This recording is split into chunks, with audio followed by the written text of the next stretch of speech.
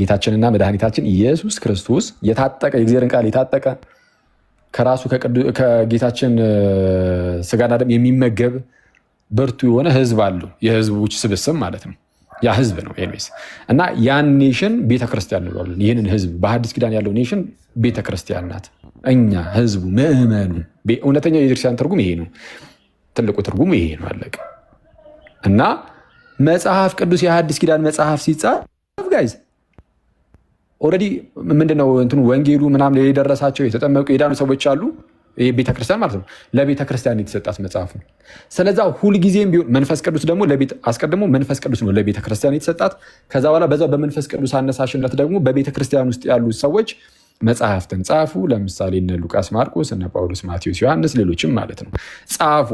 የጻፉት እንዳትረሱ። አስቀድሞም ቤተክርስቲያን አለች፣ የጌታ አካል መንፈስ ቅዱስን የተቀበለች ለእሷ ነው የተጻፈው። በእሷ ውስጥ መንፈስ ቅዱስ ይህንን የእግዚአብሔርን ቃል ጠብቁ ይኖራል። የእግዚአብሔር ቃል ግን ስንል ዋናው ቁም ነገሩ ሀሳቡ ግን የሳይንስ መጽሐፍ አይደለም። ሳይንስን እንድንመራመርበት ምናምን ታስቦ የተጻፈ አይደለም።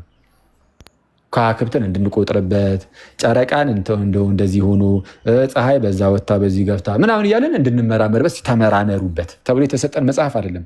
መጽሐፍ ቅዱስ ምንድነው? የፀሐይ መገለጥ ሳይሆን የእግዚአብሔር መገለጥ ነው። ስለዛ እግዚአብሔርን እንድናቀው ከእግዚአብሔር ጋር ህብረት እንዲኖረን ተብሎ የተጻፈ መጽሐፍ ነው። እሺ ሰው ይህንን ያዝ አድርጉና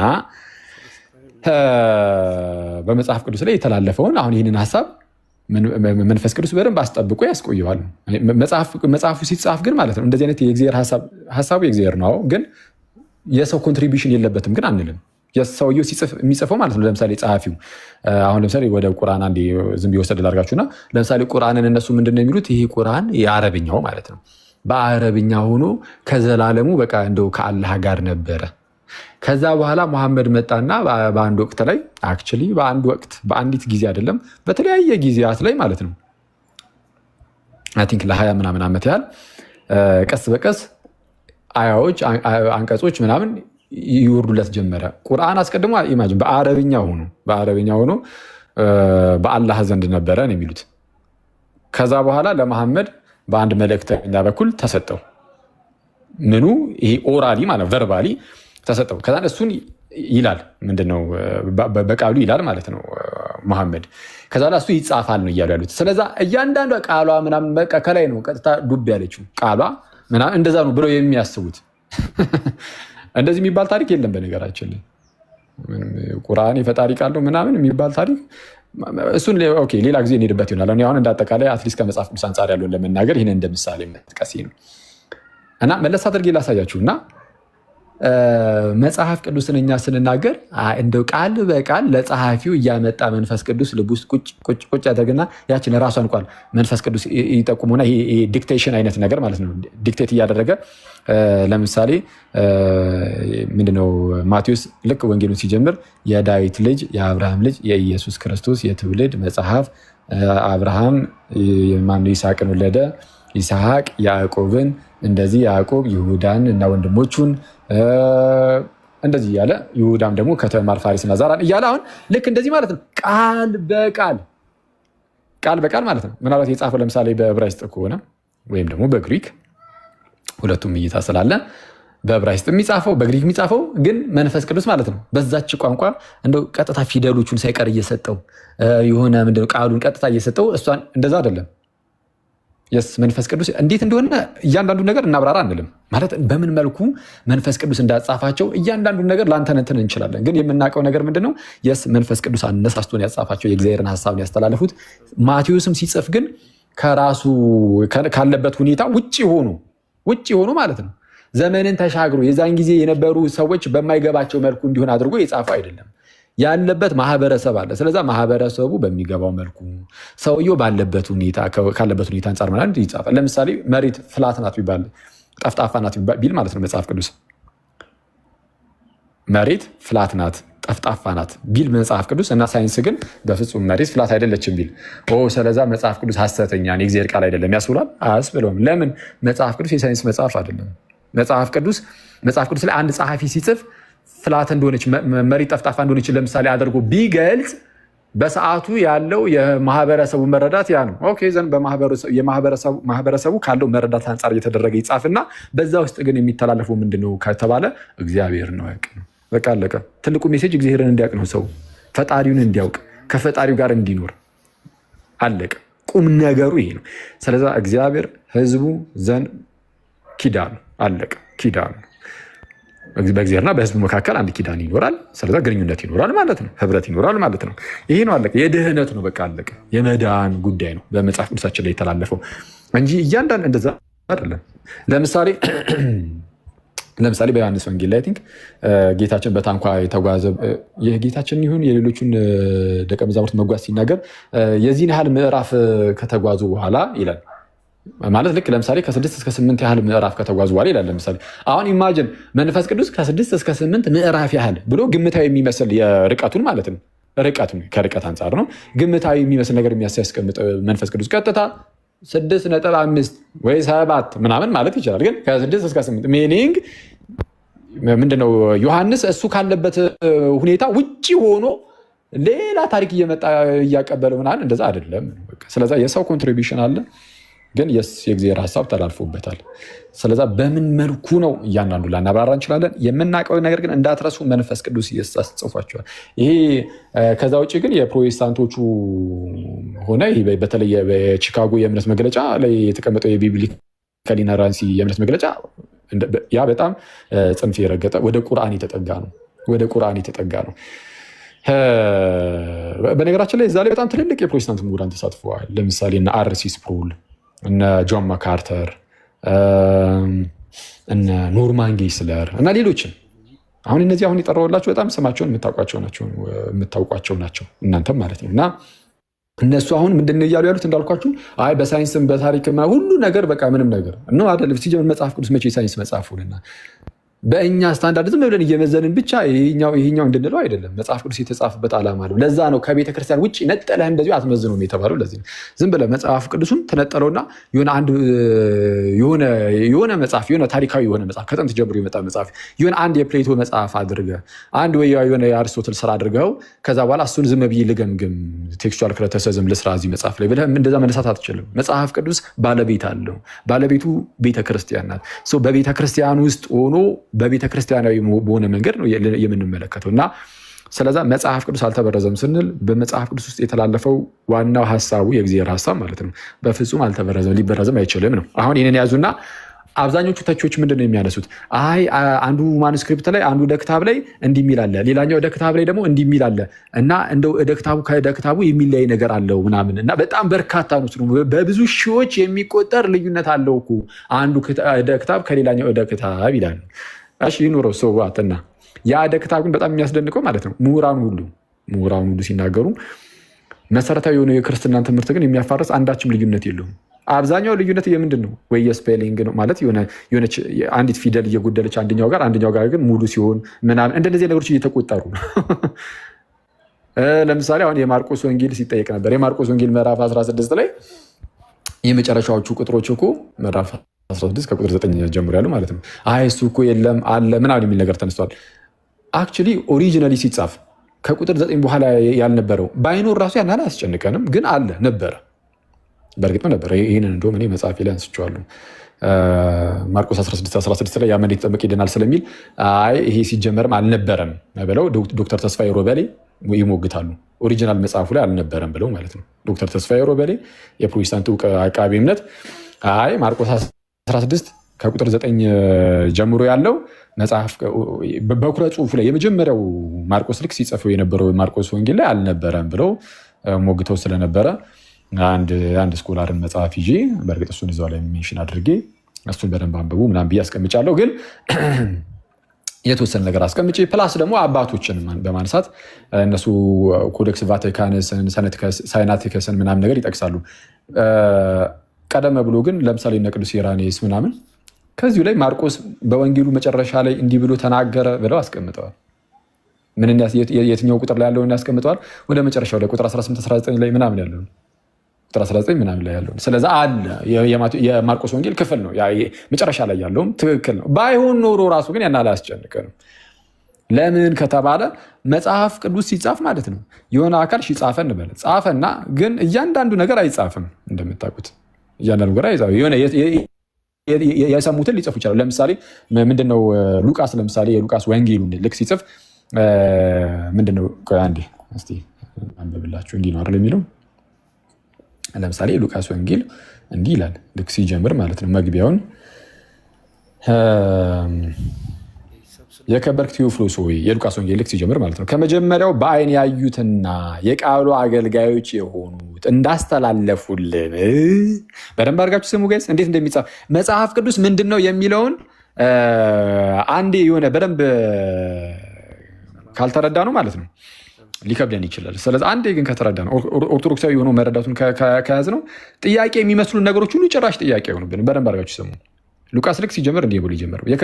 የከበርክ ቴዎፍሎስ ሆይ ከመጀመሪያው በአይን ያዩትና የቃሉ አገልጋዮች የሆኑት እንዳስተላለፉልን። ተመልከቱ፣ ማን እንዳስተላለፈልን? በአይን ያዩት የቃሉ አገልጋዮች የሆኑት እንዳስተላለፉልን በእኛ ዘንድ ስለተፈጸመው ነገር ብዙዎች ታሪክን በየተራው ለማዘጋጀት ስለሞከሩ እኔ ደግሞ ስለተማርከው ቃል እርግጡን እንድታውቅ በጥንቃቄ ሁሉን ከመጀመሪያው ተከትዬ በየተራው ልጽፍልህ መልካም ሆኖ ታየኝ አለ። ስለዚህ አሁን ምን ያደርገውን ካዩት ከሰሙት የቃሉ አገልጋይ ከሆኑት ምናምን ይሰማል። ከዛ በኋላ የሰማውን ደግሞ ይጽፋል። ይሄ ማለት ግን ጠቅላላ ያለውን ነገር ሁሉ ደግሞ ከትቧል ማለት አይደለም። እያንዳንዱ ነገር ከትቧል ማለት አይደለም። ለምሳሌ ዮሐንስ ወንጌል ላይ ኖሮ ሉቃስ ወንጌል ላይ የሌለ አለ። ስለዚህ አንዳንድ ጊዜ የማይጻፉ ይኖራሉ፣ ግን በእርግጥም ግን ያሉ እንትን የሚሉ ማለት ነው። ምንድነው እውቅና ያላቸው በቤተ ክርስቲያን ዘንድ በቃ ጌታ እንዲህ ብሏል ተብሎ ማለት ነው ይታወቃል። አልተጻፈም እኮ ሳይጻፍ ግን ምዕመኑ ምናምን ሁሉም ሰው በቃ ያውቀዋል። ጌታ እኮ እንዲህ ብሏል የሚለው በስብከት ደረጃ ተናግሮት ማለት ነው። ለዚህ ጥሩ ማሳያ የጳውሎስ ምስክርነት ነው። ጳውሎስ በሐዋርያት ስራ ላይ ምንድነው ከሚቀበል ይልቅ የሚሰጥ ብፁዕ ነው አይነት ነገር ብሎ ተናግሮ ነበር አይደል? እና ከሚቀበል ይልቅ የሚሰጥ ብፁዕ ነው ብሎ እንደተናገረው ጌታ ነው ያለው ጳውሎስ። ጌታ እንዲህ ብሏል ጋይስ? አዎ ብሏል ብለን ነው የምንመልሰው። መቼስ ያው ጳውሎስ እየነገረ መቼስ ውሸት ነው አይደለም። ግን ይሄ የጌታ ንግግር ግን በየትኛውም ወንጌል ላይ አልተጻፈም። ሳይጻፍ ቀርቷል፣ አልተጻፈም። ባይጻፍም ግን በቃል ጌታ እንዲህ ብሏል የሚለው ንግግር በቤተ ክርስቲያን በማህበረሰቡ ዘንድ በኮሚኒቲው ዘንድ በቃ ከታወቀ ነው አለቀ። ስለዛ ልክ የምርም የጌታ ንግግር ነው ተብሎ ሊነገር ይችላል። ያ ነገር በሐዋርያት ስራ ውስጥ ግን ያው ጽሁፉ ነው ገባ እንዳጋጣሚ ሆኖ ማለት ነው አሁን ጳውሎስ ስለተናገረው። ልክ እንደዚህ ሁሉ በጣም የሚታወቁ ንግግሮች ሲኖሩ ምንድነው የሚደረገው? እዛ እንትን ውስጥ ይገባል። ምንድነው መጽሐፉ ውስጥ ኦኬ ምንድነው ለምሳሌ የማርቆስ ወንጌልን ምዕራፍ 16 እንውሰድና የማርቆስ ወንጌል ምዕራፍ 16 እንዳልኳችሁ ነው አለ ሙሉን ታች ድረስ ምንድነው ከቁጥር 9 በኋላም ያለውም በኩረ ጽሁፉ ላይ አለ ብያቸዋለሁ። ከቅዱስ ኢራኒዮስም ማሳየት ስለምንችል ማለት ነው። ግን እሱ እንዳለው ባይኖር ራሱ ግን ታሪኩ የሚታመን ከሆነና የምርም ጌታ የተናገረው እንደሆነ በቤተ ክርስቲያን ውስጥ የታመነ ከሆነ መጽሐፍ ውስጥ ቢጨመር ምንም ለእኛ ችግር አያመጣብንም። ለምን? አፍተሩ የጌታ ቃል ነው። መጽሐፍ ቅዱስ የሚያደርገው ወይም የእግዚአብሔር ቃል የሚያደርገው የሆነ ጸሐፊው ብቻ አይደለም ማለት እገሌ የሚባል ሰው ስለጻፈው በሚል ብቻ አይደለም። በቤተ ክርስቲያን ውስጥ እስከሆነ ድረስ መጽሐፍ ቅዱስ ሊሆን ይችላል። ማርቆስ ሐዋርያ አይደለም፣ ወይም ደግሞ ሉቃስም እኮ ሐዋርያ አይደለም። ማቴዎስ ሐዋርያ ነው፣ ዮሐንስ ሐዋርያ ነው። ግን ሁለቱም የጻፉት ማቴዎስና ዮሐንስ ሐዋርያ ሆኖ የጻፉት ወንጌልም ሆነ ማርቆስና ሉቃስ ሐዋርያ ሳይሆኑ የጻፉት ወንጌል ግን ይኸው እኩል ተቀባይነት አለው በቤተክርስቲያናችን ውስጥ። ስለዛ ዋናው ጉዳይ ጸሐፊው አይደለም፣ በቤተ ክርስቲያን ውስጥ እስከሆነ ድረስ ነው እያልኳቸው ያሉት። ዋናው ጉዳይ ምንድነው? ቤተክርስቲያን የምርም የእግዚአብሔር ቃል እንደሆነ ታምንበታለች። እሱ ነው። ምክንያቱም የተሰጠው ለእሷ ነው እና ማለት ነው። እና ይህንን ነገር በደንብ ልንይዘው ይገባል። እና አሁን ዴቭ እሱን ነው አስቀድሞ አሁን ተናግሮ የተነሳው። አይ እኛ ምንድነው መጽሐፍ ቅዱስ አልተበረዘም ስንል የቃላት ልዩነት ክታባት መካከል ሊኖር አይችልም ምናምን እያልን አይደለም። ይልቁንም በውስጡ የተላለፈው ዋናው ሜሴጅ ግን ስለሱ እያወራን ነው። በቃ አለቀ። ይሄ የዚህ ሰዓት ቅድም እንዳልኳችሁ ጌታ በሚያውቀው ማለት ነው። ልክ እንደዚህ ብሎ ሲናገር ሲሰማ በጣም ደስ ያለኝ ማለት አሁን ዝም ብሎ እንደዚህ ጉንጫ አልፋ ክርክር ሊሆን ነው ምንድነው ምናምን ብዬ እያሰብኩኝ ነበረ። ይሄ ዝም ብሎ የተለመደ ብቻ ይሄኛው አይለያይም ይሄኛው ይለያያል ምናምን የሚል ነገር ማለት ነው። አይ እኛ እንደዚህ ነው ብሎ ኦርቶዶክሳዊ የሆነውን መረዳቱን ሲያስቀምጥ በቃ ውይይቱ አልቋል። ከዛ በኋላ ደጋግሞ አንድ ሰው አይ እዚህኛው ላይ እኮ ኦሚት ተደርጓል፣ እዚህኛው ላይ ግን እንትን አለ፣ እዚህ ጋር ወደ ክታባቱ ይለያያሉ ምናምን ቢል ምንም የምርም ደግሞ እንትና ዴቭ ርዕሴ አይደለም ሲል ነበረና ትክክልም ነው። በነገራችን ላይ ከዚህ አንጻር የስ ርዕሱ አይደለም። ምክንያቱም የሱ ርዕሱ መጽሐፍ ቅዱስ ተበርዟል አልተበረዘም አይደል? መጽሐፍ ቅዱስ ተበርዟል አልተበረዘም ሲባል ደግሞ የኛ መጽሐፍ ቅዱስ አልተበረዘም ስንል ከዚህ አንጻር ነው ብሎ አንድ ጊዜ ስላስቀመጠ ከዛ ውጭ የሆነ ነገር ሁሉ ርዕሱ አይሆንም ለሱ ማለት ነው። ስለዛ የምርም ከርዕሱ ውጭ ይሆናል። የስ እና ከዛ አንጻር እንመለከተው ይገባል። ከዛ ውጭ ግን እንደ አጠቃላይ ውይይቱ ላይ ጥሩ ነው እና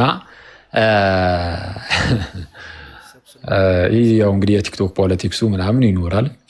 ያው እንግዲህ ያጋጠማል ምናምን የተለመደ ሆኗል እና አሰልቺ በጣም አሰልቺ የሆነ መጥቷል። እሱ ይሄ ፖለቲክሱ ነጥብ የማስቆጠር ለሚመስል ነገር መጋጋጡ ምናምን ከታች የሚከታተለው አብዛኛው ማህበረሰብ ወይ ብዙም እንደሆነ ባቡ ምናምንም የሌለው ስለሆነ ሞቀታ የሚወድ ሊሆን ይችላል። የትኛውም ቦታ ያለ ሰው ሊሆን ይችላል። ይሄ በነገራችን ላይ ማለት ኤክሰፕት እዚህ እኛ ጋር ካሉት ውጭ ማለት ትላል አይስቀልር ነው።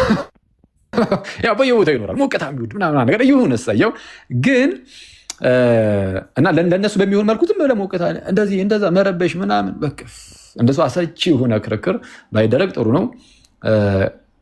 ምን አይነት ነገርን ለማንሳት እንትን ብሏል? አዎ የሆነ የአረብኛ ቃል ያመጣል። ከዛ እስቲ ይሄ ምንድን ነው የሚለው? አይ ነው አረብኛ ማንበብ አይጠበቅበትም። እውነቱን ለመናገር አንድ ሰው ምንድነው ነሰሰርሊ አረብኛ ካላነበብክ ሊባል አይችልም እና አይ እኔ አረብኛ አልችልም ማለት ኦኬ ዘን ይሄንን እንደ ትልቅ ነጥብ ነው የሚቆጥሩት።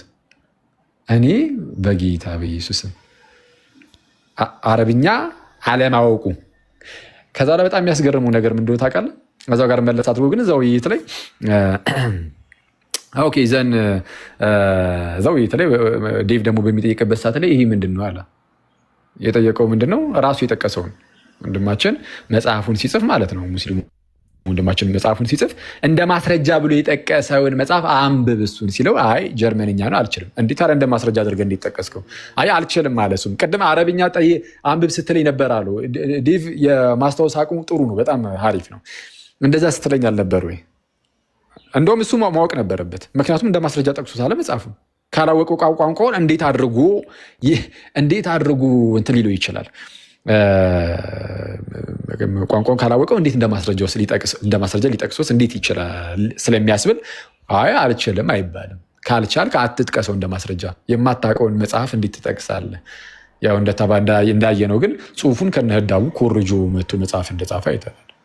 ስለዚህ ለብ ይባላል እና ለብ እውቀት አስቸጋሪ ነው እና በጣም በቃ ጥያቄዎች ሁሉ እዚህ ላይ ይሄ እንደዚህ ይላል ያዛ ላይ እንዲህ ይላል ምናምን እንዳለ የማያሳስቡ ነገሮች ቅድም ያልኳችሁን መስፈርት አለ። ከዛ ውጭ እኛ አንወጣም አለቀ። ያንን ነው የምንይዘው እና ይህንን መጽሐፍ ቅዱስ ምንድን ነው እንዴት እንረዳው ምናምን የሚለውን ዛሬ ዝም ብዬ ሃይላይት ያህል ትንሽ ነገር ሰጥቻቸዋለሁ። ግን ሰፋ አድርገን ግን መጽሐፍ ቅዱስ ላይ የምንሄድበት ይሆናል። ወደፊትም እንሄድበታለን ምናምን ቀስቀስ እያደረግን መጽሐፍ ቅዱስ ምንድን ነው እንዴት ነው እኛ የምንረዳው ምናምን የሚለውን በደንብ አድርገን እንሄድበታለን። በነገራችን ላይ መጽሐፍ ቅዱስ ከዚህ አንጻር አይመዘንም ብለን ስንናገር ቁርአን ግን በዛ እነሱ በሚሉት መልኩ ግን መመዘን አለበት። ለምን እነሱ ስለ ቁርአን ሲናገሩ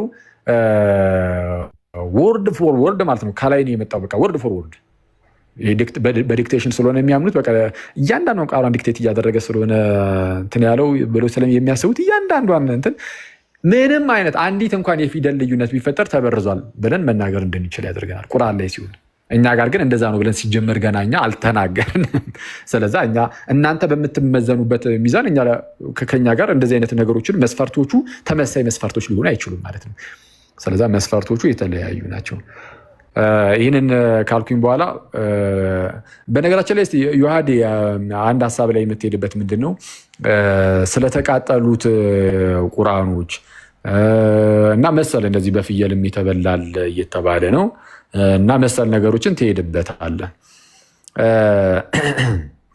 እሱ እንዳለ ሆኖ በስተመጨረሻም ቁርአን ለምሳሌ አልተበረዘም ቢባል ማለት ነው ቁርአን በቃ የምርም አልተበረዘም ይባል በቃ ይሁን እንደው መሐመድ በነበረበት ሰዓት የሆነ ቁርአን ማለት ነው ተጽፎ ነበር እንበል ተጻፈና ከዛ በኋላ ያቺ ጽሁፍ እስከዛሬ ተገኘች ሳትበረዝ እንበል ኦሪጂናሉ አንድም የለም ግን ኦሪጂናሉ አለ እንበል እሺ ኦሪጂናሉ አለ እና ምን ለምሳሌ እኔ አንድ መጽሐፍ ጻፍኩኝ እንበል እና ይህ መጽሐፍ ቁጭ ብሎ ከ5000 ዓመት በኋላ ከ2000 ዓመት በኋላ እንበል የኔ መጽሐፍ ተገኘ ኦሪጂናሊ እና ምን እና እኔ መጽሐፉን ስጽፈው ደግሞ ማለት ለምን ወደ ፍቅር ሲዝም አናዞረውም?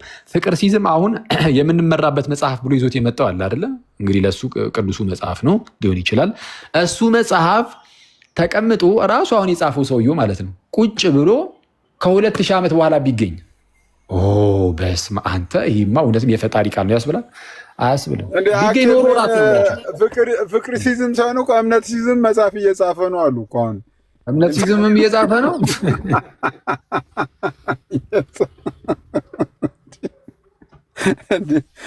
ተባርማ እሱም እየጻፈ ነው። አሁን ምንድን ነው ቁጭ ቢል መጽሐፉ እንደዛ ጽፎ አንድ ሰው ከ2000 ዓመት በኋላ ቢገኝለት የፈጣሪ ቃል አያስብለውም። ምንም ማለት ለፈጣሪ ቃልነት ምንም ማረጋገጫም አይደለም። ቁርአን የፈጣሪ ቃል ነው አይደለም ከተባለ አይደለም። 30,000 ጊዜ ፕሪዘርቭድ ሆኖ ቢቀመጥ ራሱ ወደ ፈጣሪ ጋር ግን የሚቀርብ እንደዚህ ከሩቅም ፈጣሪን የማያየው መጽሐፍ ነው። ይህ ይታወቃል። ራሱን የቻለ ርዕስ ሊሆን ይችላል ወይ እንገባበታለን አንድ ቀን ከዮሐዴ ጋር ሆነን ምናምን የፈጣሪ ቃል ነው። ከዚህ በፊት በእርግጥ ገብተንበታል። እኔና ዮሐዴ ከዚህ በፊት ሙሐመድ እውነተኛ ነብይ ነው ወይ ቁርአንስ ምናምን የሚለውን የተወሰነ ነገር ሄደንበት ነበር እና እንደ አጠቃላይ ግን የትናንቱ ውይይት ጥሩ ነው። እኔ ጥሩ የሚሆንላችሁ ግን መረዳታችሁን ይህንን ኦርቶዶክሳዊ የሆነውን ክርስቲያናዊ የሆነውን መረዳት አንድ ይዛችሁ ከቀረባችሁ አለቀ። ያኛው ልጅ የሚያነሰው ነገር እንዳለ እኛን የማያስጨንቅ ክርስቲያኖቹን በተለይ ኦርቶዶክሳውያኑን የማያስጨንቅ ይሆናል። ጭራሽ የማያሳስብ የማይገናኝ ኢቨን ከኦርቶዶክስ አንጻር ስታዩት የምርም ከርዕስ ውጭ ይሆናል እና እንደዛ ነው ምናምን። ዮሐዴ እንደው ፍቀድልኝና አንድ ደቂቃ ብቻ ትንሽ ነገር ብዬ ከዛን አንተ ከውይይቱ ምን እንዳየህ ምናምን ነገር ትሄድበታለህ። እንደው ቅድም አሁን እንደውም መናገር ስትጀምር ምንድነው የሰማዕቱ ብራና እና ቁርአን የሚያመሳሰላቸው ነገር አለ ብለህ እንደውም የጀመርከው ነገር ያለ መሰለኝ። ከሆነ ነገር ላይ ቀጥታ የመቅዳት ነገር የመውሰድ አይነት ነገር እንደዚህ አይነት ነገር እስቲ እሱን እና መሰለኞች እንግዲህ ከዲስከሽኑ ያገኘውን ከዲቤት ያገኘውን ተጠይቀህ እርሱን ትነግረናለህ። እንዳጠቃላይ ግን ቅድም ኦልሬዲ በሰፊው ሄደንበታል። ዳዊት መጽሐፍ ቅዱስ እንዳልተበረዘ አላሳየም ላልከው አሁን አንተን እንደዛ ይመሰለ እንጂ እኔ ቅድም ወንድም ሁላችንም አልክ፣ ግን እኔን እያጠቃለልከኝ ነው። ይኸው እኔን ልናገር አንዴ ከይቅርታ ጋር እኔን አታጠቃለኝ። እኔ እንደዛ ብዬ ስለማላምን ማለት ነው። ቀደምም ስናገር እንደነበረው ምን አስቀምጫለሁ? ልክ አይ እኛ መጽሐፍ ቅዱስ ተበረዘ ወይም ደግሞ አልተበረዘም የሚል ነገርን ስናነሳ እናንተ ቁርአን ተበረዟል አልተበረዘም ብላችሁ የምታስቀምጡት መስፈርት አለ። በሱ በመመዘኛነት እንዳልሆነ ተናግሮ ነበር የጀመረው። ስለዚህ መጽሐፍ ቅዱስ አልተበረዘም ስንል አለ ዳዊት ማለት ነው። መጽሐፍ ቅዱስ አልተበረዘም ስንል በመጽሐፍ ቅዱስ ውስጥ የተላለፈው ዋና ሀሳብ አለ። ያ ሀሳብ ፕሪዘርቭድ ሆኖ ይቆያል። አለቀ። ይህንን እንደዚህ ብሎ ነበረ የጀመረው። ከዛ በኋላ ምንም አይነት በማኑስክሪፕቶች መካከል የቃላት ልዩነት ቢኖር፣ አንዳንድ ኦሚሽኖች ቢኖሩ ጽሁፎች ላይ እንደዚህ ነገሮች ነው እንደ ጠቅላላ የተነሳው በዛ። እነዚህ ሁሉ ነገሮች የመጽሐፍ ቅዱስ መበረዝ ያለመበረዝ ጉዳይ ውስጥ የሚገቡ አይደሉም በእኛ ዘንድ። አይተዋል። መጽሐፍ ቅዱስን እንዴት እንደምንረዳው ስለማታውቀው ነው አሁን አንተ ጥያቄ የሆነብህ። ስለዚህ በተደጋጋሚ ነው ይሄ ከርዕሳችን ውጭ ነው ማለቱ ጤናማ ነው። ከምን አንጻር መጽሐፍ ቅዱስ አልተበረዘም ስንልኛ በእደ ክታባት መካከል ምንም ልዩነት ሊኖር አይችልም እያልን አይደለም። እንደዛ ብለን ቢሆን ኦኬ ጥያቄ ሊነሳብን ነበር። ይህ ብቻ ደግሞ አይደለም። አንዳንድ ኮፒዎች ላይ ኦሚሽን መኖሩ ወይም ደግሞ የተጨመረ የሚመስል ነገር መኖሩ ምናምን እሱ መጽሐፍ ቅዱስ ተጠብቋል አልተጠበቀም ከሚል ጋር የሚያያዝ ነው ወይ አይደለም በእኛ ዘንድ። መጽሐፍ ቅዱስ አልተበረዘም ስንልኛ ሌላ፣ እናንተ ደግሞ ቁርአን አልተበረዘም ስትሉ ሌላ ነው። ስለዚ ሁለቱ የተለያየ ሀሳብ ስለሆነ ለቁርአን ሰምቻለሁ። አውት ኦፍ ቶፒክ የሚለው አውት ኦፍ ቶፒክ መመለስ ነበረበት። አውት ኦፍ ቶፒክ እሺ፣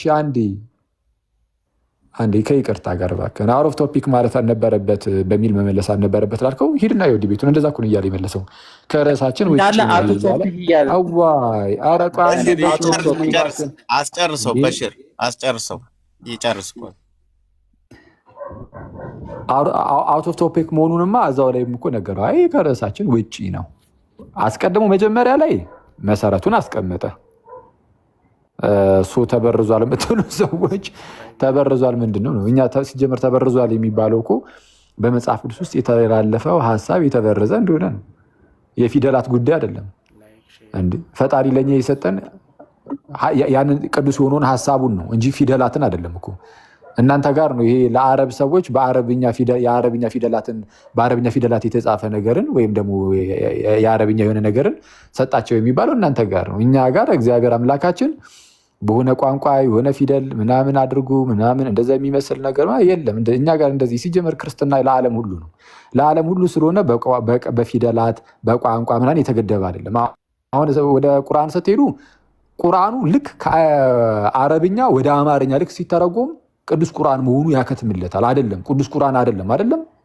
የአማርኛው ቁርአን ቅዱስ ቁርአን ነው ወይስ የቁርአን ትርጉም ነው የምትሉት? የቁርአን ትርጉም እንጂ ቁርአን ራሱ አትሉትም። ቁርአን የሚሆነው አረብኛ እስከሆነ ድረስ ነው። በጣም ያስቀው ቁርአኑ ራሱ ቁርአን የሚሆነው በቋንቋ የተገደበ ከአንድ ቋንቋ ውጭ ሲሆን ቁርአን ሳይሆን የቁርአን ትርጉም እየተባለ የሚጠራ ነው። እኛ ጋር እንደዛ አይደለም። እኛ ጋር እግዚአብሔር መልእክቱን ሲሰጠን የቋንቋ የፊደል ምናምን ጉዳይ አድርጎ አልሰጠንም። ሀሳቡን ግን በመጽሐፍ ቅዱስ ሰጥቶናል። ቅድም እንደተናገሩ ነው መጽሐፍ ቅዱስ የእግዚአብሔር መገለጥ ነው።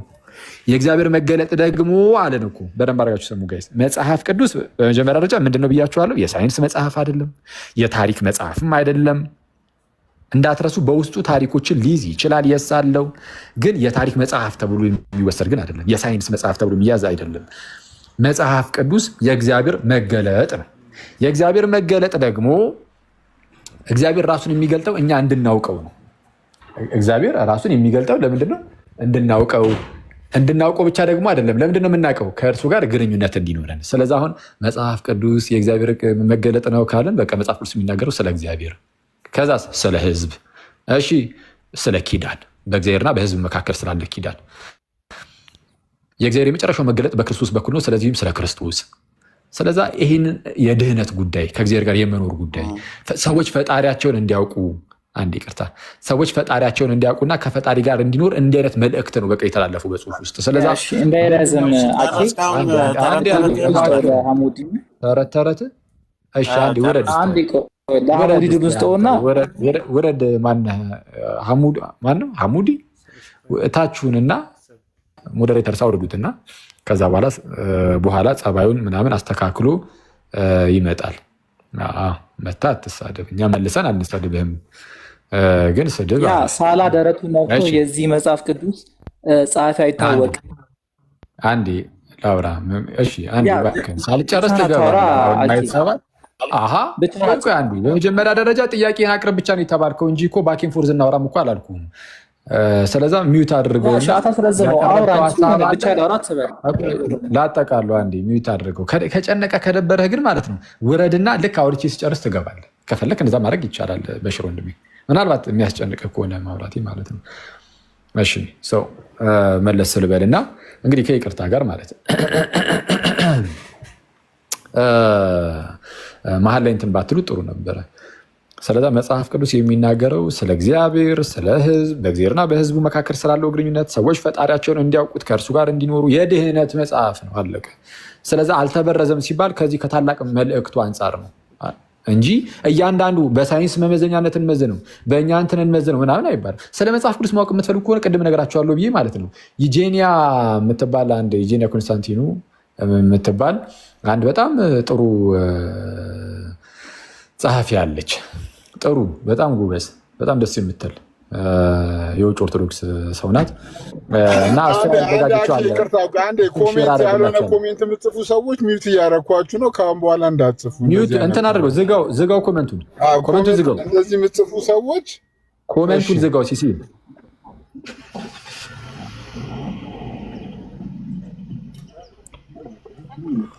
እሺ ቴንክ ዩ።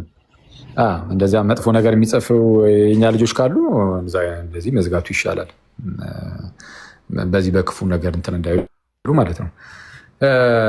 መለስ እንበልና የዩጂኒያን ወይ ሼር አደረግላችኋለሁ እዛ ቴሌግራም ላይም ጥሩ ነው። እሱ እንደ መግቢያ እንደ ኢንትሮዳክሽን ጥሩ መግቢያ ነው የሚሆነው ብዬ አስባለሁ። እሱን እሰጣችኋለሁ። ጥሩ ነው፣ በጣም ቆንጆ ነው፣ ቆንጆ መግቢያ ነው።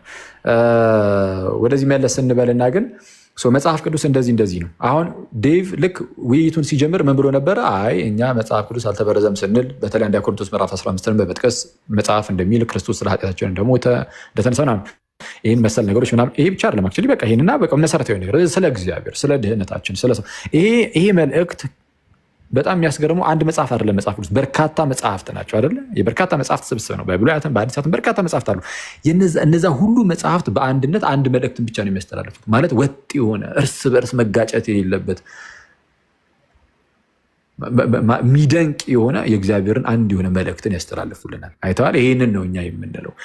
ስለዚ አሁን ዴቭ ይህንን ነገር ውረድ፣ በቃ እባክህ ውረድና ተመልሰህ ትገባለህ። አሁን አስወርዶ ይህንን ሞዴሬተር ይገባል። በቃ ተመልሰህ ትገባለህ። እኛ እኮ ስናወራ እኮ ለጉንጫ አልፋ ክርክር እኮ አይደለም ወንድሜ። እዚህ ጋር የሚሰማ ሰው ስላለ አትሊስት ትንሽ እንኳን ሰዎች የሚጠቀሙበት ከሆነ በዛው እንዲጠቀሙበትም ጭምር ነው። ስለዚ ተመልሰህ ትገባለህ። ትንሽ ብቻ ጠብቀኝ።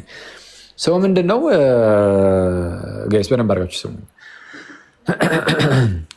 እነሱን ወንድሜን የማፈን ነገር አይደለም፣ ወንድማችንን የማፈን ነገር ሳይሆን በዛው ከተነሳ አይቀር ሪፍሌክት ለማድረግ ምናምን ትላንት አጋጣሚ ሳይመቸኝም ስለወጣሁኝ በዛውም ትንሽ ልሂድበት ብዬ ነው። ያው እነ ዴቭ ጋር ስላላልኩ ማለት ነው። እና ዴቭ ይህንን አስቀድሞ ተናግሯል። በቃ አለቀ። እኛ መጽሐፍ ቅዱስ አልተበረዘም ስንል ከዚህ አንጻር ነው እንጂ የደክታባቱ እርስ በርስ የቃላት ልዩነት ኖረ አልኖረ የሆነ ኦሚሽን ቢኖር የሆነ እንደዛ እሱ አይደለም ጉዳዩ። ይህንን ነገር አስቀድሞ ሲናገር ቅድም እንዳልኳችሁ ጌታ በሚያውቀው ማለት ነው ከሰዎች ጋር ነበርኩኝ እና አጋጣሚ እስቲ ክፈቱት እስቲ ጀመርኩት የዲቭ የሚናገርበትን ፓርት ማለት ነው። ልክ ስሰማ በቃ አለቀ ዲቤቱ እዚህ ጋር አልቋል አልኩ። ምንም አይነት ነገር ቢነሳ አሁን ያነሳቸው ነገሮች ጠቅላላ የሆነ ማንስክሪፕት ላይ የሆነ ደክታብ ላይ እንዲህ ይላል፣ የሆነ ደክታብ ላይ የሆነ ነገር የለም፣ የሆነ ኦሚሽን አለ ምናምን፣ እነሱ ሁሉ ነገሮች ኦርቶዶክሳዊ የሆነው የመጽሐፍ ቅዱስ እይታ ላይ ጥያቄ ሆኖ አይነሱም። ከመጽሐፍ ቅዱስ መበረዝ አንጻር እስካሁን ከነገርኳቸው አንጻር ማለት ነው።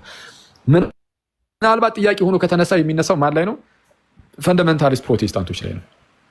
ቅድም እንዳልኳቸው 1987 ዓ ም ላይ የወጣውን የቺካጎ የእምነት መግለጫ እዩት። ቢብሊካል ኢነራንሲ ላይ ያወጡትን እነ አርሲ ስፑር፣ እነ ጆን መካርተር፣ እነ ጌስለር እና ሌሎችም ተሰባስበው የፈረሙበት ምናምን ወደ 300 የሚሆኑ ምናልባት ከዛ በላይ አሉ ብቻ እንደዛ አካባቢ ወደ 300 አካባቢ የሚሆኑ የፕሮቴስታንት ምሁራንና መሪዎች ተሰባስበው ያወጡት ቢብሊካል ኢነራንሲ ላይ ያወጡት የእምነት መግለጫ አለ። የቺካጎ የእምነት መግለጫ ማለት ነው 1987 ላይ ቅርብ ጊዜ። እሱን እዩት። እነሱ በሚመለከቱበት መልኩ አይደለም እኛ መጽሐፍ ቅዱስን የምናየው። እስትንፋሰ እግዚአብሔር ነው። አዎ በመንፈስ ቅዱስ አነሳሽነት ተናገሩት ጻፉ አባቶቻችን። ሲጽፉ ግን እነሱ ከነበሩበት ሁኔታ፣ እነሱ ከነበሩበት ባህል፣ እነሱ ከነበሩበት አነጋገር ውጭ ሆነው ምን አይደለም። በቃ ባሉበት ሁኔታ ነው። ቅድም እንዳልኳችሁ ነው።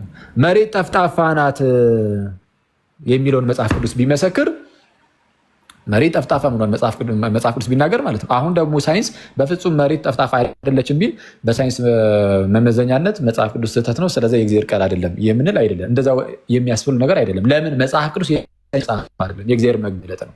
ስለዛ መጽሐፍ ቅዱስ የእግዚአብሔር መገለጥ እንደመሆኑ እግዚአብሔር ራሱን ሲገልጥ በምን መልኩ ነው የሚገልጠው? እኛ በምንረዳው መልኩ ነው እግዚአብሔር ራሱን የሚገልጥልን። ስለዛ ሰዎች ያለንበት ሁኔታ ለምሳሌ መሬት ጠፍጣፋ እንደሆነች ምናምን እኮ የምናውቀው በዛ ውስጥ አድርገው የእግዚአብሔርን በዛው በኛው መረዳት ውስጥ ሆኖ እግዚአብሔር ራሱ ሊገልጥ ይችላል። ትልቁ ቁም ነገር እግዚአብሔር ላይ ነው መሳት የሌለብህ። እግዚአብሔር የሚያስተላለፈው ሀሳቡ ላይ ነው መሳት የሌለብህ እንጂ መጽሐፍ ቅዱሳችን የሆነ ስለ መሬት አቀማመጥ፣ ስለ መሬት ቅርጽ፣ ስለ ከዋክብት፣ ስለ ጨረቃ አቆጣጠር ምናምን እንድታጠናበት ተብሎ ይሰጣል። እንደዛ ሲሆን ያኔ በእንደነዚህ አይነት ነገሮች መመዘን ትጀምራለህ መጽሐፍን። ግን መጽሐፍ ቅዱስ እርሱ የእግዚአብሔር መገለጥ ነው፣ የእግዚአብሔር መገለጥ። ስለዛ እኛ ላይ ጥያቄ ሆኖ ራሱ እንዳይነሳብን ይሆናል ማለት ነው። በቃ አንዴ መጽሐፍ ቅዱስን እኔ በቃ ልክ ውይይቱ የተለመዱ አይነት ቅድም እንዳልኳቸው የተለመዱ አይነት ዝም ብሎ ባኪንግ ዝም ብሎ ይሄ እዚኛው ወደ ክታብ ላይ አለ እዛኛው ወደ ክታብ ላይ የለም ምናምን የሚል ሆነ ጉንጭ አልፋ ክርክር ይሆናል ብዬ እንደዛ እንደውም የተወሰነ እንደዛ ይሆን ብዬ አስቤ ነበር። ልክ እንዳልኳቸው ዴቭ ይሄ እኛ መጽሐፍ ቅዱስ አልተበረዘም ስንል ክሌም የምናደርገው ይህንን ነው ሲል በቃ ደን ውይይቱ በቃ እዚህ ጋር አልቋል። አለቀ። ምንም ያነሳው ነገር ይህንን የሚሰብር ነገር አንስቷል። በዛኛው በኩል አንስቶ ከሆነ አሁን የምትገባው ልጅ በሽር አሳየኝ። ይሄው ይህንን አንስቷል። ከዚህ አንጻር በል ይህንን የሚበሰብር ነገር አይደለም የሚተነሳው። ጠቅላላ ስለ ኦሚሽን ስለ ቴክስቹዋል ቫሪያንስ ምናምን ነበር ሲያነሳ የነበረው። በዕደ ክታባት መካከል ማለት ነው በርካታ የሆነ የቴክስት ልዩነት አለ ተብሎ ይነገራል። በሺዎች የሚቆጠር እየተባለ ይነገራል አይደል?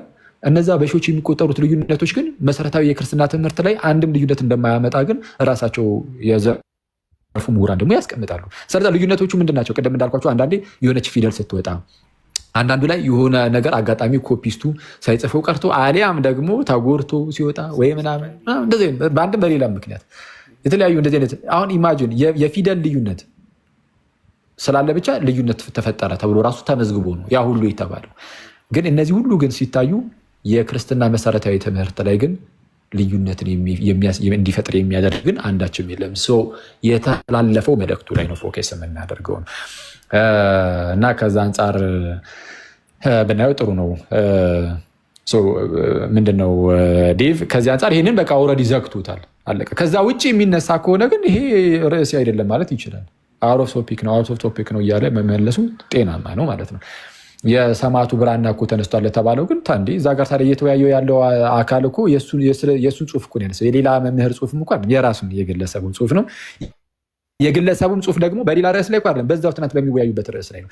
ስለዚህ አሁን የዛን ወንድማችንን ጽሁፍ አንስቶ አንድ ሰው ወይም ለምሳሌ ዴቭ አንስቶ እንዳደረገው አይ ጠቅላላ ዝም ብሎ ከአርቲክሎች ላይ ምናምን ኮረጀህን ያመጣው። ኮረጀ ማምጣት ብቻ ደግሞ ሳይሆን ኮረጀ ስታመጣ ደግሞ ከታች ዝቅ ብለህ ብታነበው ኖሮ አይ ያ ነገር እንደው ታማኝነት ያለው አይደለም እያሉ እዛው ላይ ስላስቀመጡ እዛው ላይ መልሷል ምናምን ብሎ ማስቀመጡ ምንድነው ጥቅሙ? እዚህ ርዕሰ ጉዳይ ላይ የሚያወራው ነገር ሁሉ ያ ልጅ በለብ እውቀት እንደሆነ ዝም ብሎ እንደዚሁ ብቻ ቁንጥር ከአርቲክሉም ከምኑም ዝም ብሎ ብቻ ውስድ ተደርጋ ዝም ብላ የመጣች ነገር እንዳለን የሚያሳየው ሰው። በዚህ ነገር ደግሞ የምርም እርግጥ ያለ ነገር መጽሐፍ ቅዱስ ተበርዟል ብለህ ደረትን ነፍተህ እንድትናገር የሚያስችል ነገር እንዳልሆነ ጥሩ ማሳያ ይሆናል። እንደዛ ማድረጉ ጥሩ ነው። ሌሎች ነገሮችን ማንሳት አለበት የለበትም፣ እሱ ኦፍኮርስ የሚነሱ ነገሮች በጣም በርካታ ይኖራሉ። ግን ዲቤት ላይ ስትገቡ እያንዳንዱ ደቂቃው ሁሉ ነገር እንድትዳሱ አያደርግም። እዚህ ላይ ግን በጣም አትኩሮ እንትን ማለቱ አትሊስት በጣም ጥሩ ነገር ነው፣ አሪፍ ነው። እና አሁን ብዙ ሙስሊም ወንድሞችም አሁን እየገቡ አይ እኛ በሰማዕቱ ብራና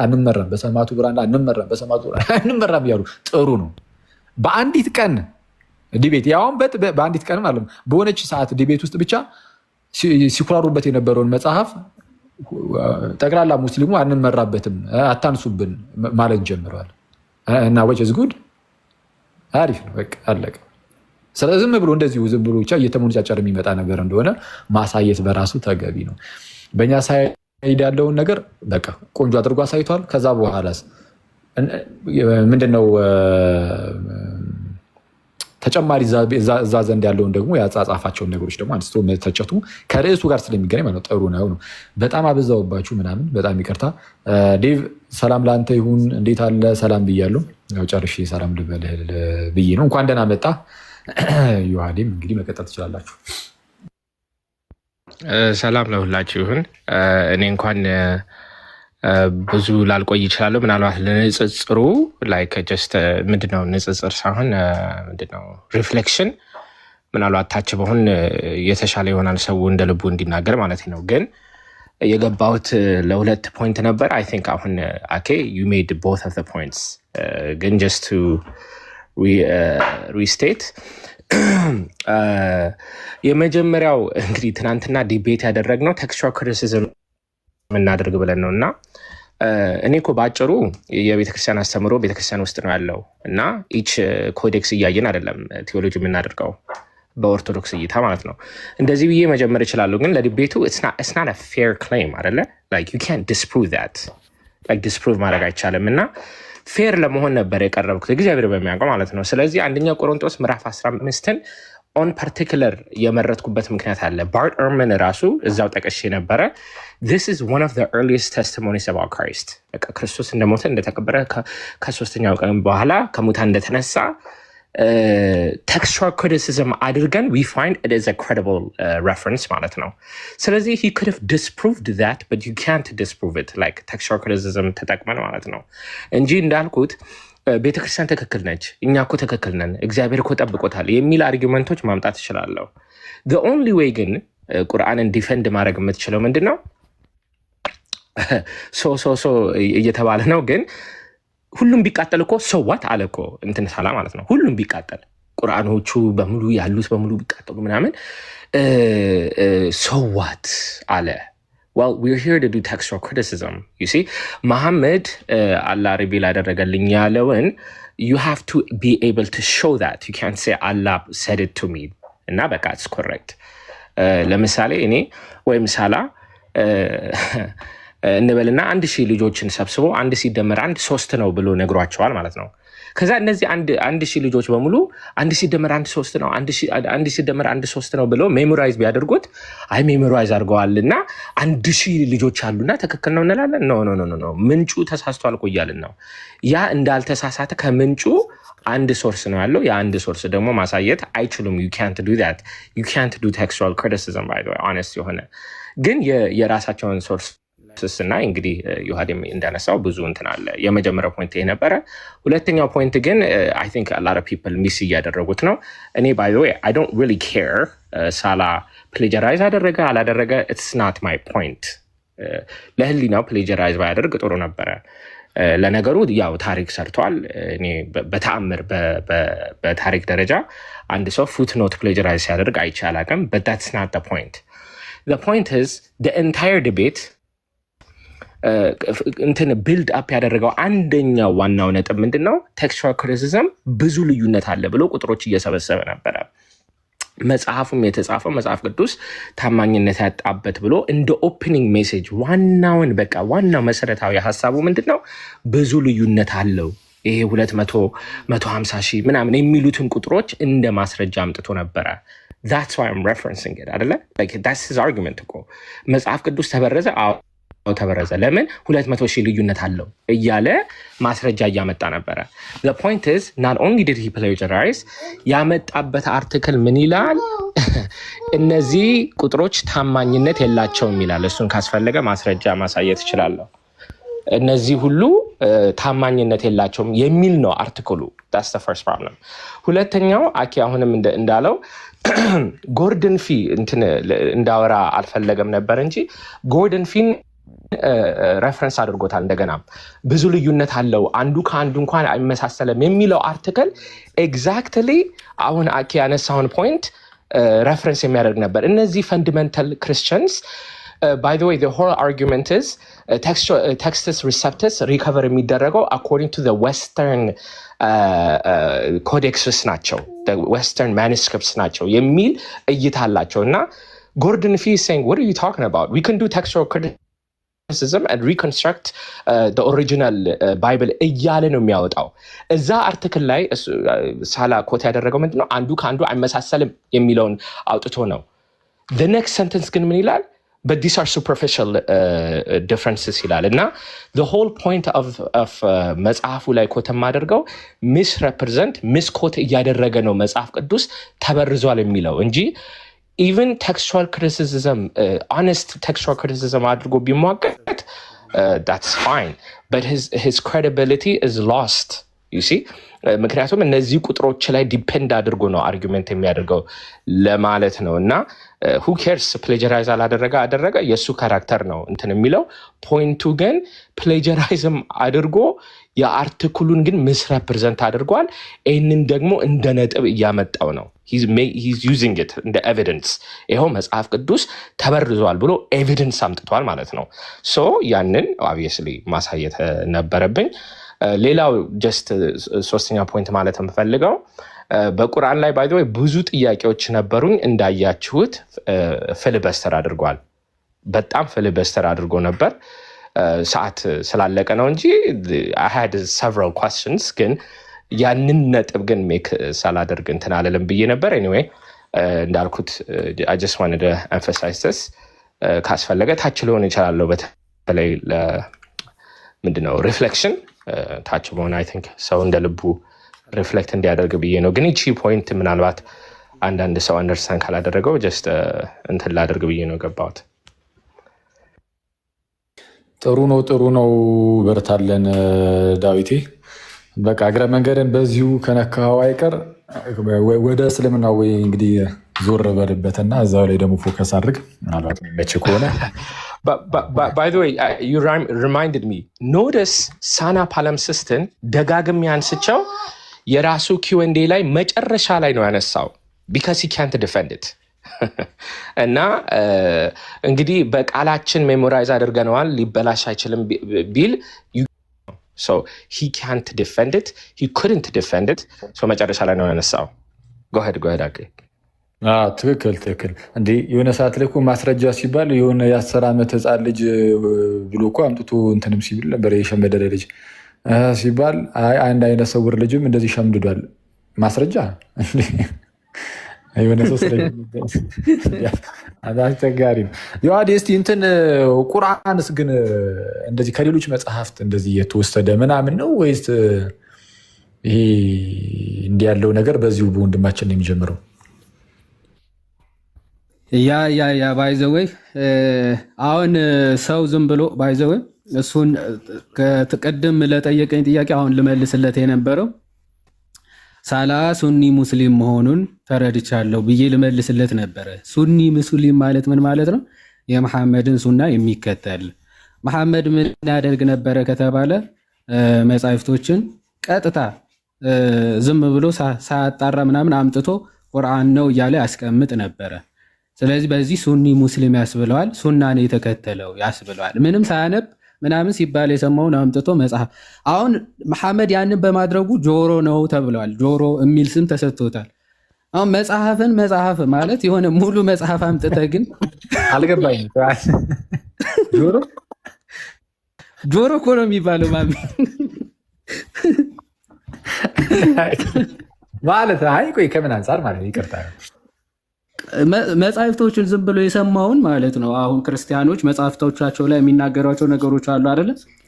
እነሱን ልክ ይሰማና ከተመቸው ማለት ነው ይኸው ቁርአን ወረደልኝ ምናምን ብሎ ቀጥታ ክርስቲያኖች የሚያውቁትን ቀድሞ ይነገር የነበረውን ታሪክ አሁን የወረደልኝ ወህይ ነው ምናምን እያለ ሲናገር ስለነበረ ሱራ 961 ላይ ምን ብለውታል? እርሱ አሉ እነዚያ ነብዩ የሚያሰቃዩና እርሱም ጆሮ ነው ወይም ደግሞ ወሬ ሰሚ ነው የሚሉ አሉ።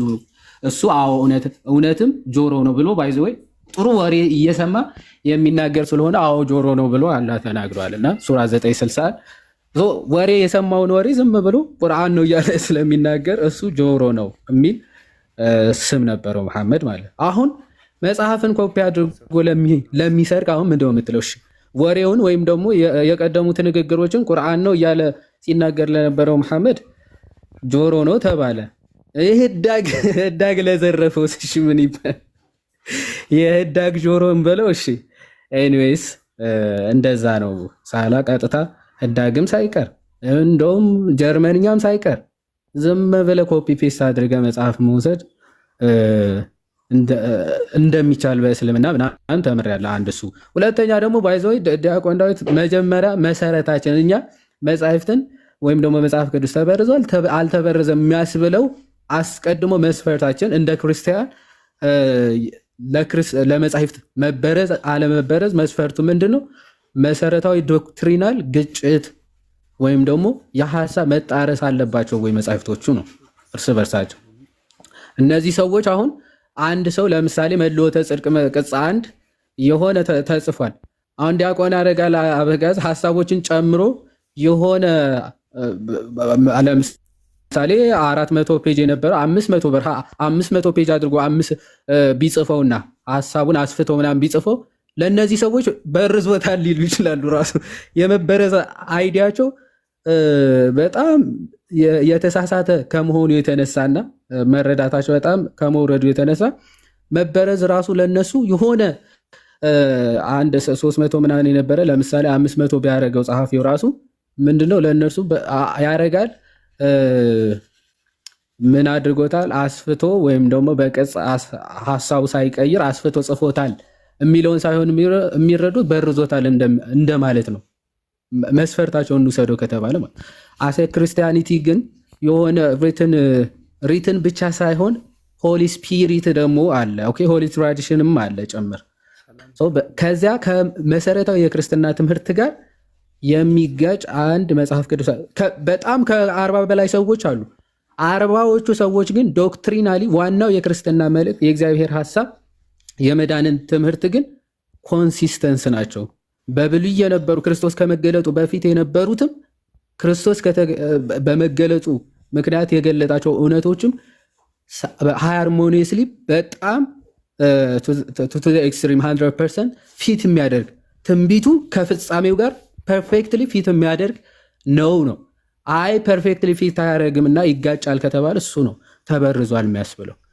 እዛ ጋ ይሞታል፣ ይሰቀላል፣ ይነሳል እያለ እዚህ ጋር ደግሞ አይ ይድናል ወይም ደግሞ አይሞትም አይሰቀል የሚል ከሆነ ይሄ በጣም ትልቅ ተጣርሶ ነው፣ ግጭት ነው። እንደዚህ አይነት መጋጨቶች ወይም ደግሞ ካሉ የሀሳብ ልዩነቶች ካሉ ኦፍኮርስ መጽሐፉ ተበርዟል ያስብሏል።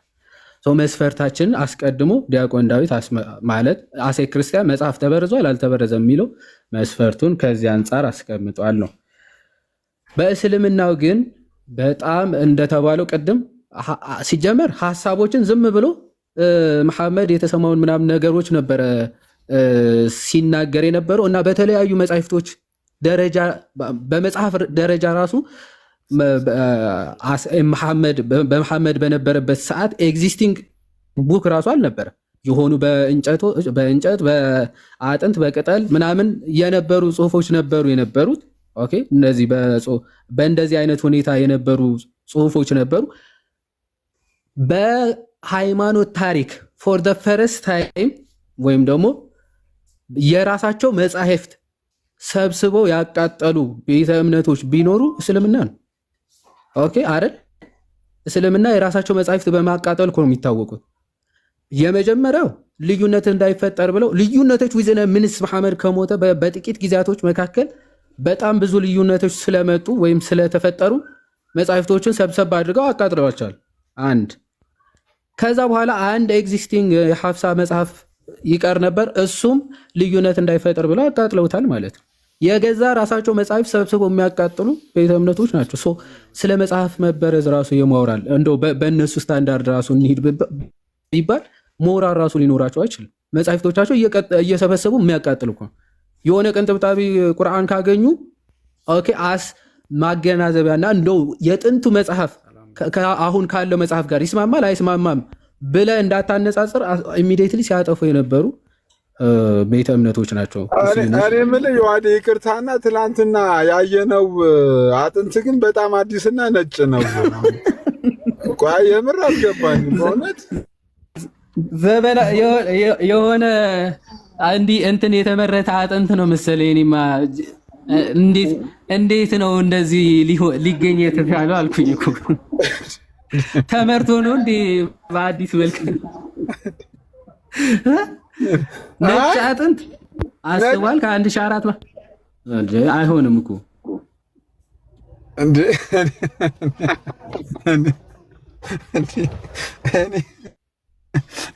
በአካል ሄደን አይተነዋል ሲል እኮ ያኔ እንዴት እንደዚህ ሊኖር ይችላል? ኧረ በጣም ከባድ ነው። ሲጀመርኩ በዛ ሰዓት የነበርኩ እንዳለ ሰብስበው አቃጥለዋቸዋል። በዛ ሰዓት የነበረ አጥንት ብሎ ይዞ ይመጣል እንዴ? የምርህን ነው?